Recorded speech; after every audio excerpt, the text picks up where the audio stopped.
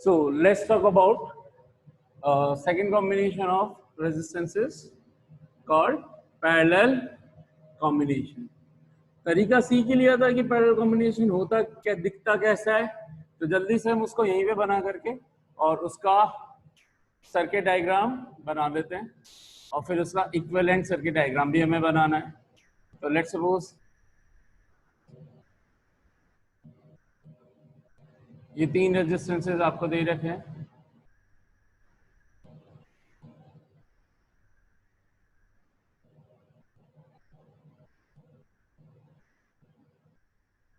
और इन तीनों के हर एक का फर्स्ट एंड एक पॉइंट पर रख दिया और सेकंड एंड को अलग अलग पॉइंट पर कनेक्ट कर दिया, लास्ट एंड को मतलब.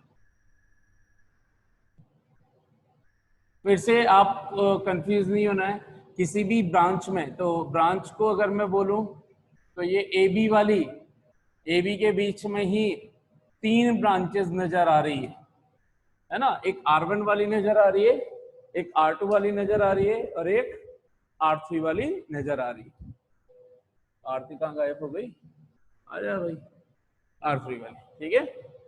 तो आप चाहो तो इसको मैं फर्स्ट, सेकेंड और थर्ड दे देता हूं जिससे थोड़ा सा आप लोगों को आसानी होगी ब्रांच समझने में. और ये इसका A पॉइंट, ये इसका B पॉइंट और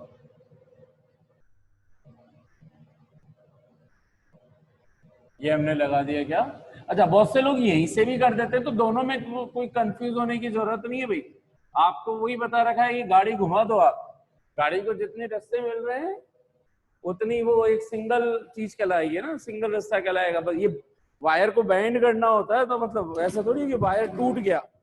ठीक है, जैसे ये वायर है, ये सीधा वायर है, अब इसको ये बैंड कर दिया तो उससे क्या, ये वायर बीच में से टूट थोड़ी गया, बस ये तो बैंड हुआ वायर. ऐसे कभी इधर कर दिया, ऐसे मैं 2 बैंड कर दूं, कितने भी बैंड कर दूं, तो ये इस तरह से है ये सारी चीजें.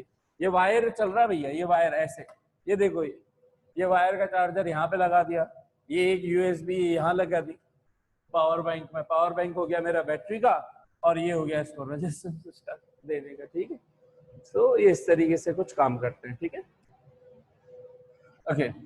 तो क्लियरली अगर यहाँ पर देखो तो ये पॉइंट यहाँ देखने के लिए सिर्फ कन्वीनियंट, ताकि हमको दिख इजीली जाए, इसलिए मैं यहाँ पे लिखता हूँ, वरना उसकी भी जरूरत नहीं.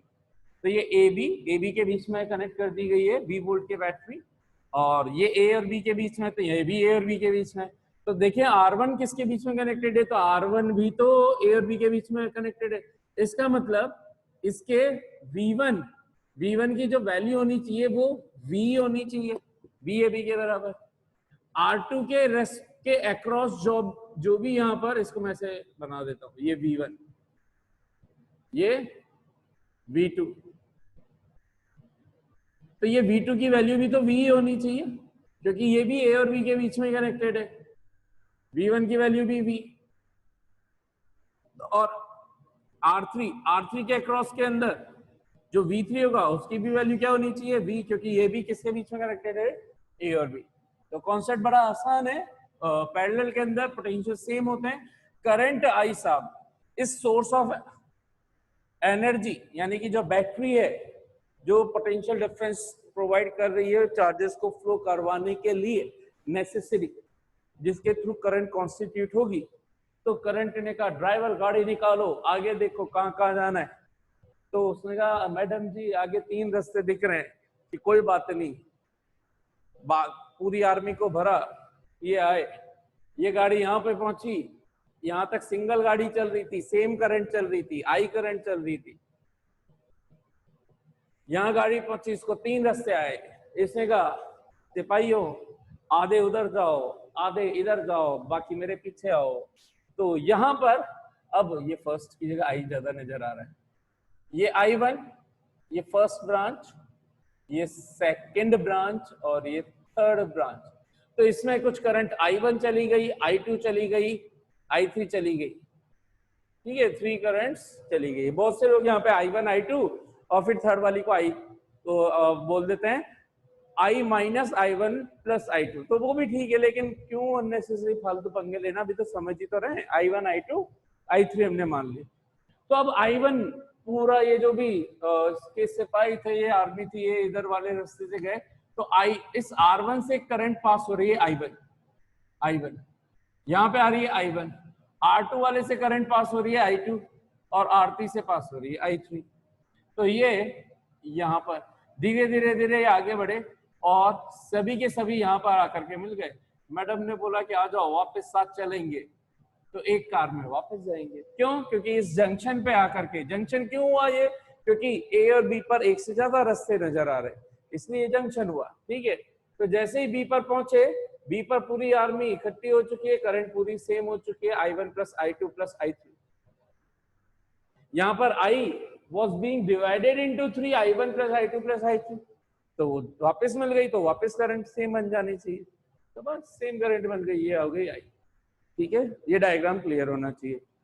फिर से बोला क्या गया आपको कि यार इनका इक्विवेलेंट सर्किट डायग्राम, तो इसका इक्विवेलेंट सर्किट डायग्राम बनाते हैं साहब, यही बना देता हूं मैं ना शॉर्ट में, ताकि वो फिर लिखने के काम आ जाएगा हमारा। तो इन तीनों का कंबाइंड इफेक्ट जो सिंगल रेजिस्टेंस दे दे, वो इस पैरेलल कॉम्बिनेशन का क्या कहलाएगा? Equivalent resistance. तो लेट्स सपोज इन तीनों को हटाओ जरा, सिंगल को लगाओ यहां, है ना, तो क्या हो जाएगा साहब? इन तीनों को हटाया, सिंगल को लगाया, ये तीनों किनके बीच में थे? ए और बी के बीच में। तो ये पॉइंट क्या बोले जाएंगे? ए और बी। इन तीनों को हटाया, इनका कोई कंबाइंड, जिसको हम आरपी बोल देते हैं, पी बोले तो पैरेट नहीं, पैरेलल। ठीक है, तो इन तीनों को हटाया, यहां पे लगा दिया, और इनके बीच में क्या कनेक्टेड है? बैटरी कनेक्टेड है। ए और बी के बीच में कितने वोल्ट की बैटरी कनेक्टेड है? 20 वोल्ट की। तो वही बैटरी बिना चेंज करे लगा दी, क्योंकि कॉन्सेप्ट फिर से ये है कि ये जो आरपी है वो इन तीनों का ही इकट्ठा काम कर रहा है। अगर ये तीनों इकट्ठे, फिर से वही बोलूं कि अगर इन तीनों का कंबाइंड इफेक्ट 100 ओम दे रहा होता, तो ये जो सिंगल रेजिस्टेंस ला रहे हो मार्केट से, ये भी आप कितने का लेकर के आ रहे हो? 100 ओम। तो वहां पर आपने कनेक्ट पता नहीं उनकी वैल्यूज कितनी थी, लेकिन जैसी भी थी ऐसी थी कि वो तीनों के कॉम्बिनेशन से मान लो कि 100 ओम मिल रहा था। तो आपने कहा कि यार ये अलग अलग क्यों लगाए, तीन जगह जहां पे करंट की प्रॉब्लम आ रही है, तो एक सिंगल ओम कितने का लगा दे? 100 ओम का, उनके बराबर का। तो आप आरपी लेकर के आ गए। तो हमारा एम यही है कि ये 100 ओम कैलकुलेट कैसे किया आपने, वही हमारा एम है कि R1 R2 R3 की टर्म्स में इनका कंबाइंड इक्विवेलेंट रेजिस्टेंस को फाइंड करना। Got it? क्योंकि दोनों का ओम सेम रहेगा तो करंट निकलने वाली भी सेम रहेगी, क्योंकि बैटरी सेम है, आपने चेंज नहीं करी है। ठीक है, यहां पर देखें तो इसके अक्रॉस जो आएगा वो तो VAB ही रहेगा, VB यानी कि V ही रहेगा। और करंट की बात करूं तो सेम करंट I बनी हुई जाएगी, तो इसमें से I करंट ही पास हो रही होगी। इसका मतलब मैं यहां पे लिख सकता हूं VAB is equal to IRP, यानी बोले तो V is equal to IRP। ठीक है, फॉर इक्विवेलेंट सर्किट डायग्राम। तो फिर से डेरिवेशन वहां से स्टार्ट करते हैं, जो चीज डिवाइड हो रही होती है। पैरेलल के अंदर डिवाइड कौन होता है साहब? पैरेलल के अंदर डिवाइड होती है करंट। पैरेलल के अंदर डिवाइड होती है करंट, तो करंट से हम स्टार्ट करेंगे डेरिवेशन। जल्दी से देखते हैं साहब डेरिवेशन कि व्हाट इज द डेरिवेशन, है ना। डेरिवेशन का मतलब टू ऑब्टेन या टू फाइंड द इक्विवेलेंट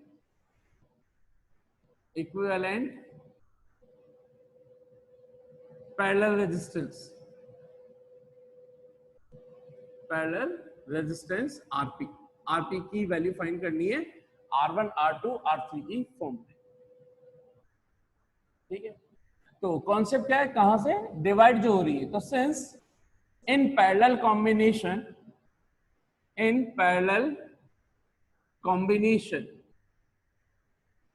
क्या लिखेंगे आप? Total current I was being divided into 3 arms, I1 I2 I3, और ये तीनों मिलकर के ही I1 भी थी।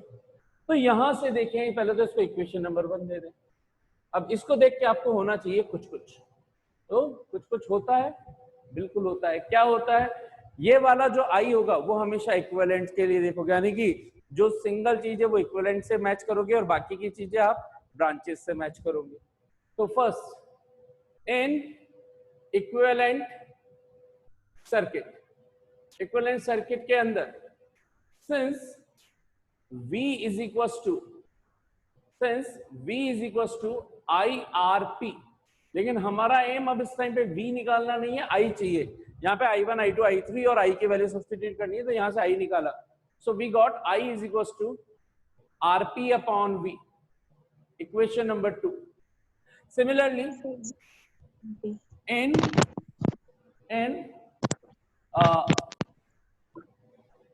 across R1, across क्या क्या कुछ गलत लिख दिया, V upon I equals to V upon sorry ये होती है भावनाओं में बह करके गलतियां, है ना। I is equals to V upon RP, sorry. Equation number 2। और across, यार across की स्पेलिंग क्या होती है? ACROSS होती है ना। जब मैं कभी कभी मैं कंफ्यूज हो जाता हूँ, है ना। ये छोटी छोटी ऐसी चीजें जिनमें मैं अक्सर कंफ्यूज हो जाया करता हूँ। अक्रॉस, ठीक है। अक्रॉस किसके? R1, across R1, across R1 V1 ही है ना। V1 will be is equals to क्या होना चाहिए? I1 R1, लेकिन V1 तो क्या है? V1 तो है V, यहाँ पे हमने बोल रखा है V1 की वैल्यू क्या है? V, और I1 R1 है, तो यहां से I1 की वैल्यू निकल गई साहब V upon R1, equation number 3। Similarly across R2 V2 is equal to I2 R2 होना चाहिए एक्चुअल में बाय ओम्स लॉ। V2 तो लेकिन V है क्योंकि ये AB के बीच में कनेक्टेड है, तो यहां से I2 मिल गया साहब हमें V अपॉन R2, ठीक है, इक्वेशन नंबर 4। और इसी तरह से क्या हो जाएगा? Across R3 V is equal to V3 is equal to I3 R3, तो यहां डायरेक्ट लिख दूं भाई I3 is equal to V upon R3, क्योंकि V3 भी क्या है? V है, इक्वेशन नंबर 5। तो बाय 2 3 4 5 इनटू किसमें सब्स्टिट्यूट कर दें? 1 में। सो bye 2 3 4 and 5 into 1 we get, what do we get? 1 में सब्स्टिट्यूट कर दो। I की जगह क्या लिख दूं? V upon R3, V upon R1, V upon R2, V upon R3, ठीक है। तो यहां से कॉमन क्या आ गया? V कॉमन, इधर भी मैं इसको थोड़ा सा तमीज से लिख देता हूं ताकि अच्छा लगेगा। V कॉमन आ गया सब में, 1 upon R1, 1 upon R2, 1 upon R3, V and V gets cancelled.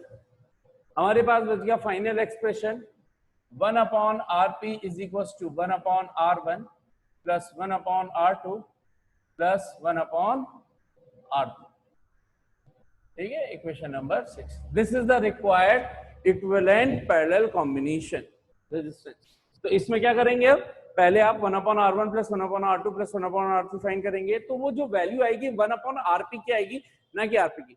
तो फाइनल वैल्यू जो इससे आप कैलकुलेट करोगे उसको भी वापस से रेसिप्रोकल करना होता है। तो इस चीज में अक्सर मतलब ध्यान रहता है, लेकिन वही बोलते हैं ना कि जैसा भी मुझसे मिस्टेक हो गई थी कि याद है, सब कुछ पता है, लेकिन वो एक जल्दबाजी में बोलो जिसको सिली मिस्टेक बोलते हैं, वो हो जाती है।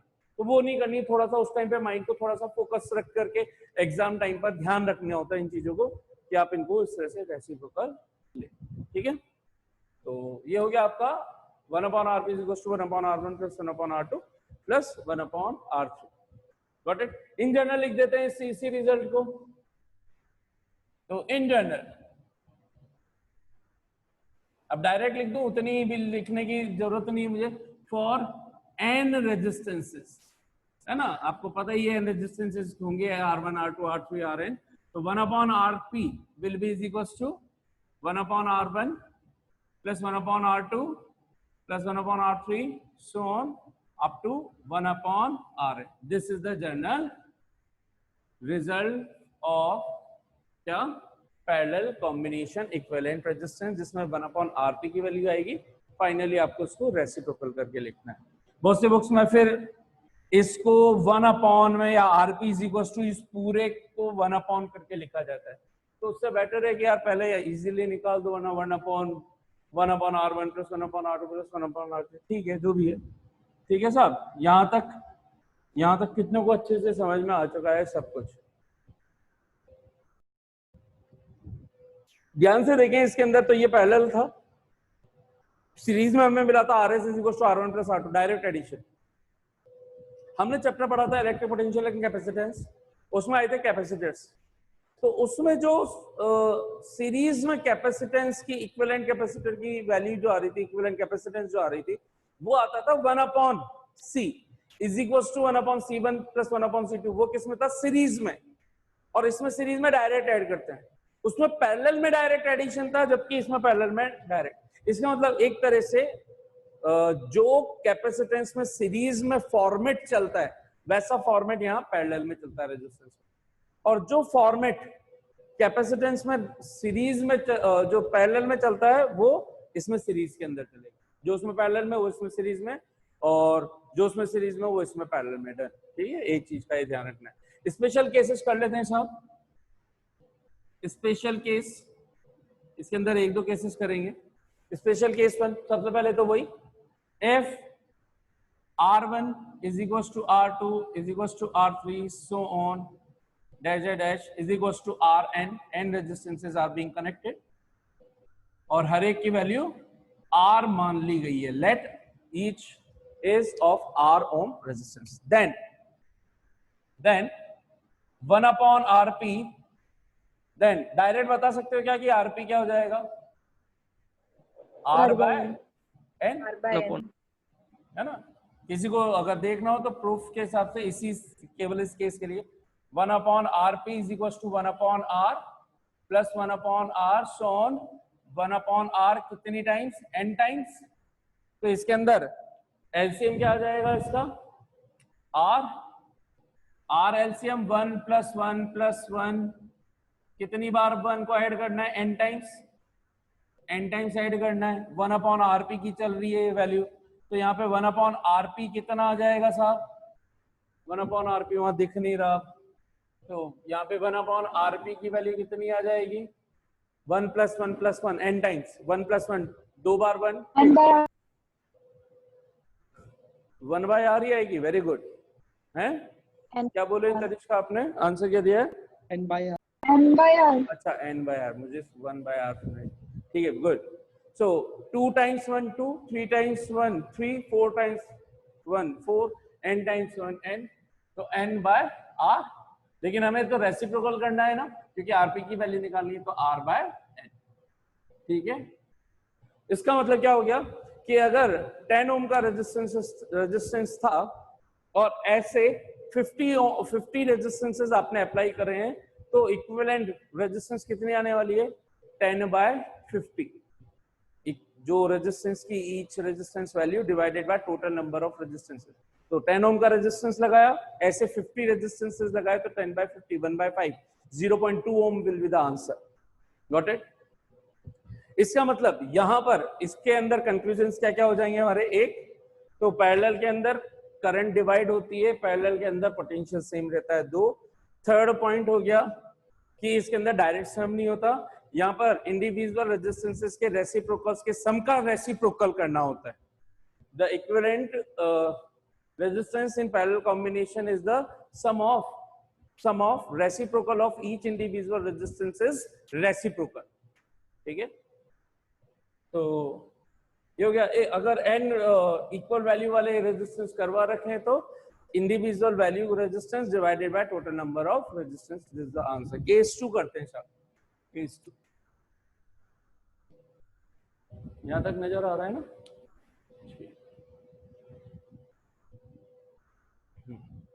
Case 2, special case 2।